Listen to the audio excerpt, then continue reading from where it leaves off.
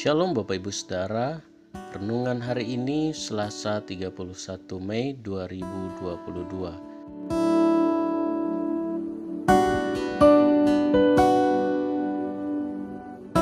Terdapat di dalam Ayub 31 ayat 4. Bukankah Allah yang mengamat-amati jalanku dan menghitung segala langkahku?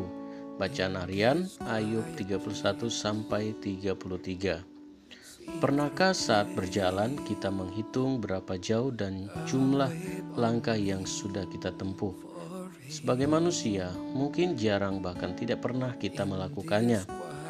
Tapi tidak demikian dengan Tuhan, karena segala jalan orang terbuka di depan mata Tuhan, dan segala langkah orang diawasinya.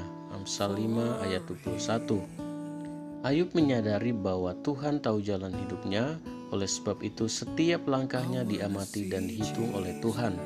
Dari hal ini kita tahu bahwa memang benar setiap langkah orang ada dalam pengawasan Tuhan, tapi hanya orang yang hidupnya berkenan kepadanya yang ditetapkan atau diatur langkahnya oleh Tuhan.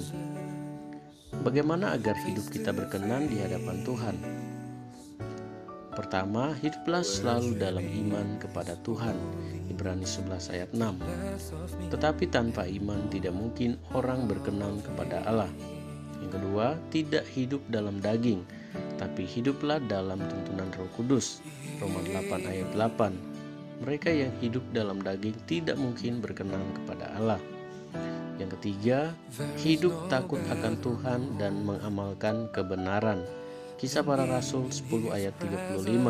Setiap orang dari bangsa manapun yang takut akan Dia dan yang mengamalkan kebenaran berkenan kepadanya. Kebenaran yang dimaksud adalah firman Tuhan. Yohanes 17 ayat 17. Firman-Mu adalah kebenaran. Refleksi. Periksa kembali hidup kita. Sudahkah kita menjalani hidup yang berkenan di hadapan Tuhan?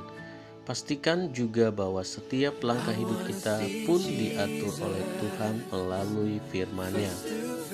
Power statement.